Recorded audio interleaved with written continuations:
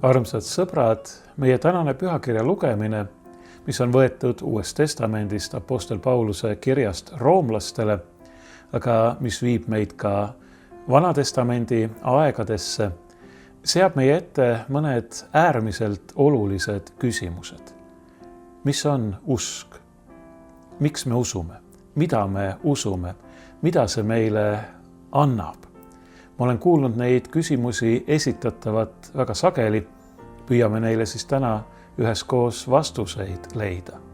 Aga kõigepealt meie tänane pühakirja lugemine Apostel Pauluse Rooma kirja 4. peatüki algusest. Paulus kirjutab siin nõnda. Mis me siis ütleme oma lihase esiisa Abrahami leidnud olevat? Sest kui Abraham on mõistetud õigeks tegude tõttu, siis tal on, millega kiidelda, kuid mitte Jumala ees. Sest mida ütleb pühakiri? Abraham uskus Jumalat ja see arvestati talle õiguseks. Tegude tegijale ei arvestata palka mitte armust, vaid vastavalt võlale. Aga sellele, kes tegusid ei tee, vaid usub temasse, kes teeb õigeks Jumala kartmatu, arvestatakse õiguseks tema usk. Nõnda nagu Taavet ütleb õndsa olevat inimese, kellele Jumal arvestab õigust tegudest sõltumatult. Õndsad on need, kelle ülekohus on andeks antud ja kelle patud on kinni kaetud. Õnnis on mees, kelle pattu issand ei arvesta. Selline lõik Rooma kirja 4. peatükist. Paulus jätkab siin selles peatükis Abrahami teemal veel üsna pikalt, nii et kellel soovi on, võtke oma piiblid lahti ja lugege see peatükk tervikuna läbi. Aga mina lähen tagasi päris selle peatüki algusesse, kus Paulus küsib, mis me siis ütleme oma lihase esiisa Abrahami leidnud olevat? Mida see Abraham siis leidis? Muide, ma ütlen siia märkusena, et sõna leidma viitab kreeka keeles või omab kreeka keeles sellist kaastähendust, mis õigupoolest viitab just nagu kogemata leidmisele. Mulle meenub sellega seoses ikka kuulus vanniskäik, mäletate, kuidas Archimedes vannis käis ja siis avastas ühe olulise seaduse, hüüdes heureka, mis tähendabki ma leidsin või ma olen leidnud, justkui kogemata. Niisiis, mida leidis Abraham? Miks ma seda sõna tähendust mainisin? Just sellepärast, et Paulus peab siin kindlasti meeles just nimelt niisugust ilma teenimata leidmist. Justkui millegi otsa sattumist, mida sa polegi otsinud, aga mis on sulle suureks õnneks ja õnnistuseks. Mida Abraham leidis? Ta leidis, ma paneksin selle sõna jutumärkidesse, õigeks mõistmise ja Jumala tõotused. Need imelised tõotused, mida me võime lugeda Abrahami lugudest 1. Moosese raamatust. Kuidas Abraham need siis leidis? Kas vaeva nähes ja tööd tehes? Ma juba vastasin sellele küsimusele. Ei, õigupoolest peaksime ütlema, et need tõotused ja õnnistused, mille osaliseks Abraham sai, need leidsid Abrahami. Ja tema lihtsalt võttis need usus vastu. Ja siit me jõuamegi selle kõige olulisema küsimuse juurde. Mis see usk siis on? Vastus on, usk on usaldus. Usk on usaldav vastuvõtmine. Selle usaldav vastuvõtmine, mida sulle pakutakse. Teatud mõttes on sellist usku meie elus igapäevaselt. Ma olen kasutanud tihtipeale sellist võrdpilti. Oletame, et sa tahad sõita Pärnust Tallinnasse või Tartusse. Nii, et sul ei ole oma sõiduvahendit, oma autot, sa pead minema liinibussiga. Ja sa lähed liinibussi peale, mille peale on kirjutatud, et see viib sind Tallinnasse. Sa tegelikult ju ei tea, et see viib sind Tallinnasse või siis vastavalt Tartusse. Sa usud, et see on nii. Sa usaldad seda, kes on selle liini nõnda paika pannud. Sa usaldad ka bussijuhti, kes seda konkreetset bussi juhib. Sest hoolimata sellest, mis sinna bussi peale on kirjutatud, tal on meelevald viia sind sinna, kuhu ta tahab. Muidugi oma võimaluste piirides. Usk on usaldus. Selle usaldav vastuvõtmine ja omaks võtmine, mida sulle pakutakse. Nii ei saa me öelda, et usk oleks tegu, kuigi vahetevahel me võime kohata ka sellist arutluskäiku, et kui inimesed saavad õigeks ja õndsaks ainult armust, kuidas siis Jumal võib neilt oodata või nõuda usku, justkui see oleks tegu või teene. Ei, kindlasti mitte.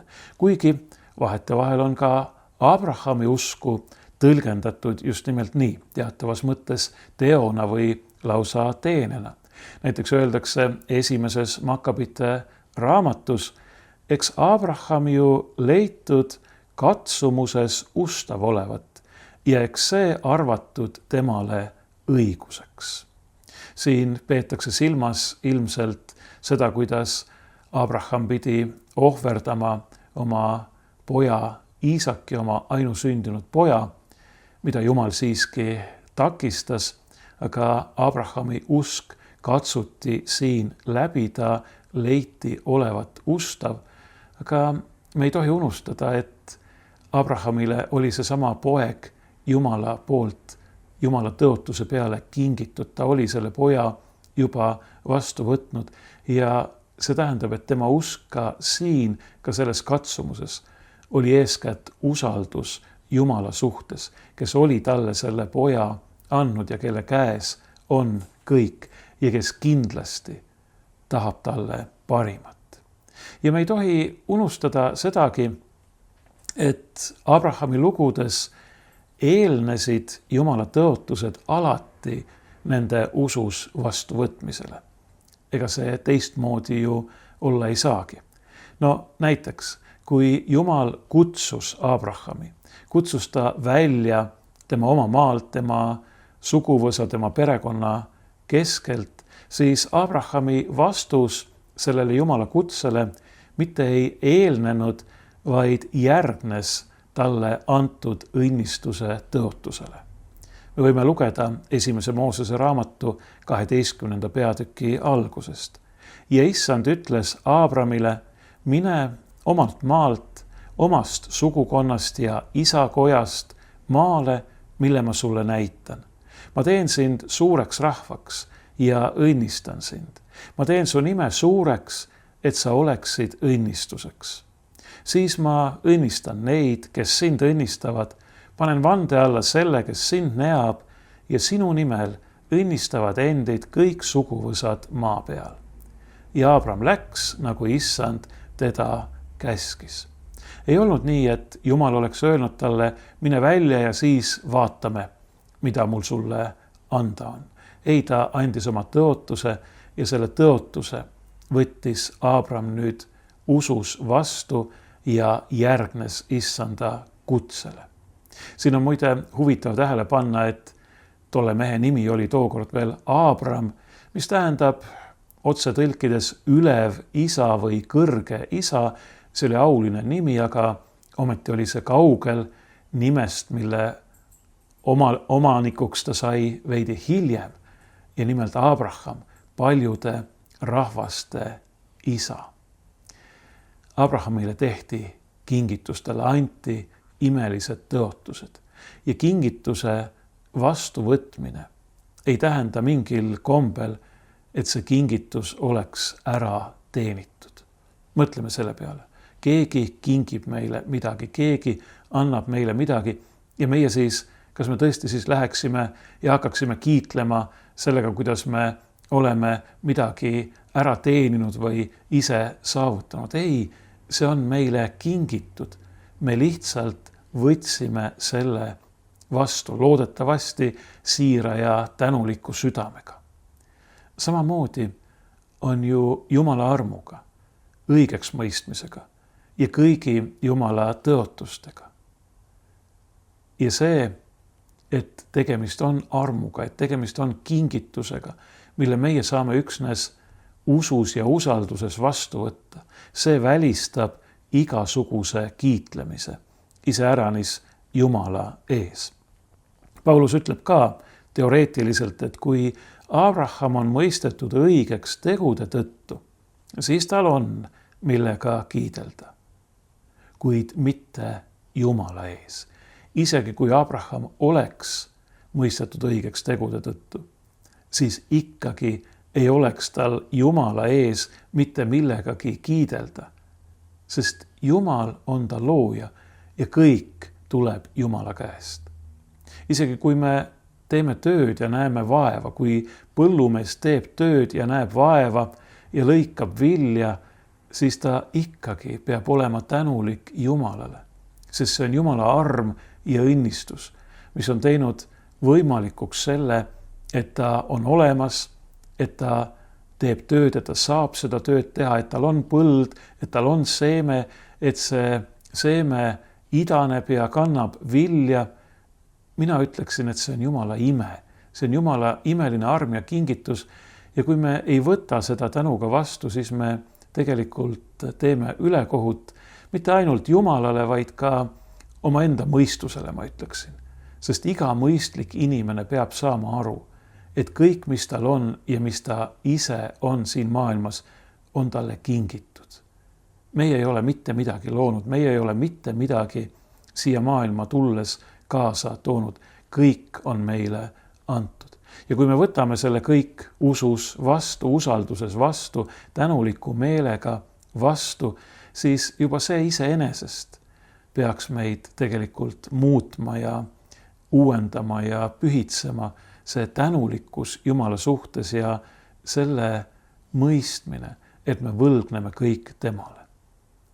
Ja muidugi tähendab see, et meil ei ole mitte millegagi kiidelda iseäranis Jumala ees. Aga seesama tõsiasi, et kõik on kingitus, kõik on arm, kõik sõltub Jumala headusest, halastusest ja armastusest.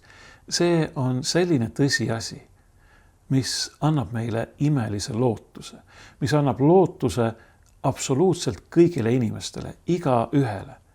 Sest Jumal tahab ju õigeks mõista ja õigeks teha absoluutselt kõiki inimesi. Jumal tahab, et mitte keegi, mitte ükski ei hukkuks, vaid kõik tuleksid tõe tundmisele ja saaksid õndsaks. Aga see tõde ja õndsus on Jumala kingitus, mis tuleb usus vastu võtta. Sulle ulatatakse klaas vett, kui sa oled janus, sa pead sellest jooma, selleks, et oma janule leevendus saada. See ei ole sinu teene, see ei ole sinu tegu, see on kingitus. Aga see ei ole ka mingisugune ülekohtune nõudmine. Sulle antakse klaas vett ja sa pead jooma. Kas sa ütleksid sellele, kui sa oled janus, kes sulle annab selle klaasi vett, et see on ülekohtune, et sa sunnid mind jooma? Miks sa mind kuidagi teisiti ei aita? Sulle antakse klaas vett, joo seda vett ja sa saad oma janust lahti. Jumal pakub sulle oma armu täiuse. Ta on andnud oma ainusündinud poja sinu eest. Ta on teinud kõik sinu heaks, ta on sulle kinkinud kõik võimalikud õnnistused. No võta need lihtsalt vastu. Ära tee sellest enda tegu ega teenet, aga ära tee sellest ka mingisugust sellist probleemi, et no miks ta veel nõuab minult, et ma peaksin temasse uskuma, kui ta mind ometi armastab. No mis inimene sa oled, kui keegi sind armastab ja on valmis sulle kõik andma ja sina lihtsalt jalutad sellest kõigest mööda, ütled õlgu kehitades, miks sa minult midagi nõuad? Naeruväärne ja ülekohtune. Jumal kingib oma armu, pakub oma armu absoluutselt kõigile inimestele, selleks, et meid õigeks mõista ja õigeks teha. Kõigile, olgu nad inimeste silmis vagad või Jumala kartmatud. Kõigile. See lootus on mõeldud meile kõigile. See on tõeline õnn. See ongi tõeline õnnistus ja õndsus. Paulus tsiteerib siin Taavetit, kes teadis väga hästi, millest ta räägib. Õndsad on need, kelle ülekohus on andeks antud ja kelle patud on kinni kaetud. Õnnis on mees, kelle pattu issand ei arvesta. Sest et kuidas saaks olla õnnis ja õnnelik keegi, kellele tema patte arvestatakse? Me kõik eksime, me kõik oleme ülekohtused, me kõik oleme kaugel täiusest. Jumal on täiuslik ja tema juures ei saa olla midagi ega kedagi, kes ei ole täiuslik. Jumal on valgus ja temas ei ole mingit pimedust. Kas see tähendab, et meil ei olegi sinna asja? Meil on sinna asja, sest Jumal kutsub meid oma armastuses. Ta on meile meie ülekohtu andeks andnud. Ta on meie patud kinni kaetud, ta ei arvesta meile meie pattu. Kui me ainult, ma kordan taas, oleme valmis selle imelise armu tänuliku meelega ja siiras usalduses vastu võtma. Kui me ei püüa olla ise õiged Jumala ees, ennast õigustada, kuidagi seletada, et ei, need asjad ei ole tegelikult üldse nii, öeldes Jumalale, et ma ei vaja sinu armu, ma ei vaja sind, ma saan ise hakkama. Jumal võiks öelda selle peale, olgu, saa siis ise hakkama. Aga ta ei ütle seda, vaid ta ütleb jätkuvalt, tule minu juurde, pöördu minu poole, võta vastu see arm, mida sulle pakutakse. Paulus teadis seda, me teame ju Pauluse elulugu. Taavet teadis seda, me tunneme ka Taaveti elulugu, me teame, et ühelt poolt jah, temas oli siiras usk, aga temas oli ka palju kavalust, ta tegi palju ülekohut, aga ta pöördus ikka ja jälle kahetsuses Jumala juurde tagasi ja ta ei kirjutanud midagi sellest armust ja õnnistusest, mille osaliseks ta sai iseenda arvele. Taavet teadis, et ei ole olemas ühtegi inimest, kes oleks iseenesest õige. Aga ta teadis ja ka Paulus teadis, et ei ole olemas ühtegi inimest, keda Jumal ei armastaks. See tähendab, ei ole olemas ühtegi inimest, keda Jumal ei tahaks õigeks teha, kellele Jumal ei tahaks oma armust kinkida oma lunastuse täiust. Meil ei maksa ennast petta. Jumala eest pole varjul mitte ükski meie patt, mitte ükski meie ülekohtu tegu. Aga Jumala võimuses on need kõik kinni katta ja meile võlana arvestamata jätta. Oma armastuse pärast, oma poja pärast, tema pärast, kes on meie eest kannatanud ja surnud. Nii nagu Paulus ütleb, juba siis, kui me olime alles Jumala kartmatud. Nii nagu Abrahami puhul eelnesid Jumala tõotused alati nende usus vastuvõtmisele, teisiti see ei saaks ollagi. Nii on ka Jumal meid, nagu apostel Johannes ütleb oma esimeses kirjas, enne armastanud. Me armastame, sest Jumal on meid enne armastanud. Jumala arm on alati ennetav. Ka Jumala õigeks mõistmine on alati ennetav. Ainult, et me peame selle usus vastu võtma. Jumala poeg on surnud meie patuste eest. Selleks, et meile arvataks osaks enam mitte meie patt, meie ülekohus, meie süü, vaid tema Jumala täiusliku poja õigus. See tähendab, et me oleme Jumalaga lepitatud. See tähendab, et me ei ole temast enam lahus. Nii nagu pimedusel ei saa olla mingit osa valgusega, nii ei saa meil patustel olla mingit osa Jumalaga, kes on täiuslik. Aga Jumala pojas Jeesuses Kristuses me oleme õigeks tehtud. Me ei ole enam Jumalast lahus. Me ei ole lahus temast, kes on meie elu allikas ja kelle juures me ainsana võime leida selle, mille järele me tegelikult igatseme. Kelle juures ainsana me võime leida elu ja tõelise õnne täiuse.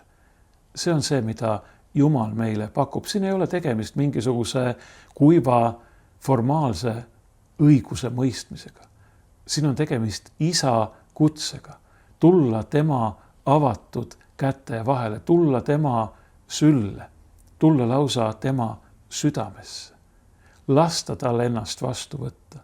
See on see, mida Jumal meile pakub ja mida ta meilt nii-öelda nõuab. Jumal on seda teinud oma pojas Jeesuses Kristuses meie kõikide heaks.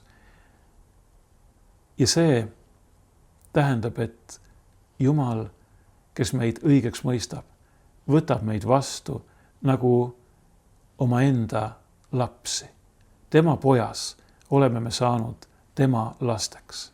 Nii et me võime teda tunda, et me võime teda armastada, et me võime teda teenida, teda kummardada, austada siin selles maailmas ning olla tema ligiolus igavesti õnnelikud tulevases elus. See on see, mille leidis jutumärkides Abraham. Nii nagu Jeesus ütleb Johannese evangeeliumi 8. peatükis, Abraham tundis suurt rõõmu sellest, et ta saab näha minu päeva ja ta nägi seda ja rõõmustas. Millise imelise rõõmu leidis Abraham? Leidis. Tegelikult ma tulen tagasi selle juurde, mida ma ütlesin ennist. See rõõm, see arm, see õnnistus ja õigeks mõistmine, see õnn ja igavene elu leidis Abrahami. Ja on leidnud ja tahab leida meid kõiki. Ta on meile avatud. Jumala süda on meie jaoks lahti. Kui me ainult selle imelise armu usalduses ja usus vastu võtame.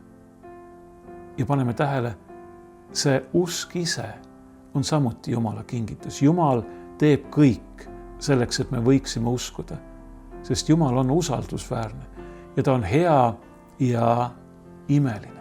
Teinekord piisab selle mõistmiseks ja nägemiseks lihtsalt sellest, et sa lähed välja, vaatad seda Jumala imelist loodut, vaatad taevasse, näed tähti, imetled merd ja puid ja lilli ja sa koged, kui imeline on selle kõige looja.